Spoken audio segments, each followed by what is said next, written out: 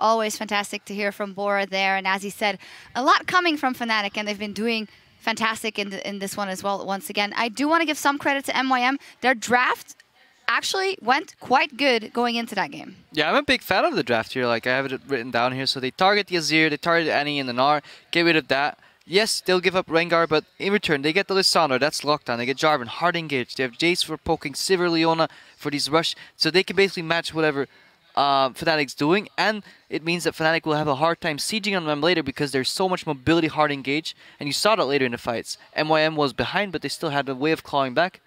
And that was with their coach. And that was all nice and fine and dandy. But then they played the early game, and I have no idea what MY was doing. They had the chance to match Fnatic's bot lane 2v2 in the top lane. They didn't take that. I don't care what matchup you're running. You should 2v2 Yellow Star and Steelback, and then you should just let your top laner get a camp, send him to bottom, and then lane out from there. You shouldn't give a team superior in tactician as Yellow Star has.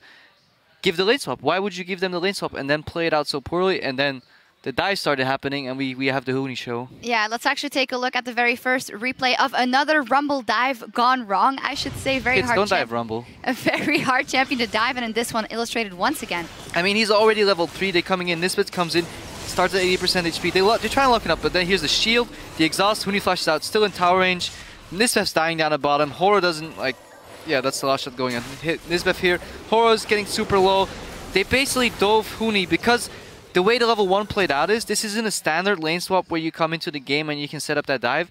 It is so delayed because the bot lane from MYM was on top. The minions met each other. Oh, Fnatic has 2 people on top. Okay, we kind of don't want to do that. Let's base and walk all the way to bottom lane. When he's like, well, you guys can be walking. I'll just be jungling over here. Oh, I'm level 2 already. I'll TP down, take some extra XP. Oh, you guys are trying to dive me now, but I've already called my support to come back me up. MYM's play was too telegraphed, too delayed.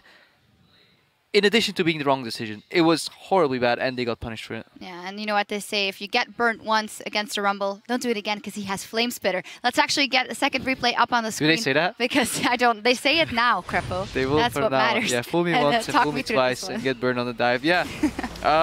They're trying again. You know, there's Rumble, Horo's coming, but Huni sidesteps that beautifully. Nisbet's getting low, and yeah, Rouse is suddenly tanking all of a sudden again, and I don't know, like, it is sloppy. I think this could have worked if they changed the CC together. There's no way Huni should ever be allowed to sidestep a Jarvan EQ combo. Not with Leona there. If you have a clear 3v1, that should be a clean cut kill, maybe 1-for-1. But having Nisbet go out low in the back there and just dying right there, the way they did, it was sloppy play. I think this dive could have actually worked. Looking back at it, I think if they changed the CC perfectly, Huni should have died there, and the Huni show would have ended after gank 1. But yeah, and then giving props to everyone, sure. They were resilient. They tried to flank, and I think you saw the strength of their composition. They almost won those fights, and I feel if they played their level 1 better, they could have actually maybe even beat Fnatic. Well, at least a positive point in there and something for them to work on in the next one. But Fnatic, another win on the board. We're going to go on cooldown, but we'll be back in just a few moments as the Unicorns of Love look to take down Roccat. Today I stopped trolling, okay? So today hold on. Today I want to stop famous. I'm really famous, you know? There's 4 members of MeetYourMakers. Huni's been caught. The shield comes out. Damage onto Nisbet. One more turret shot. He's gonna go down. Huni makes it work. He is still alive. It's fine, right?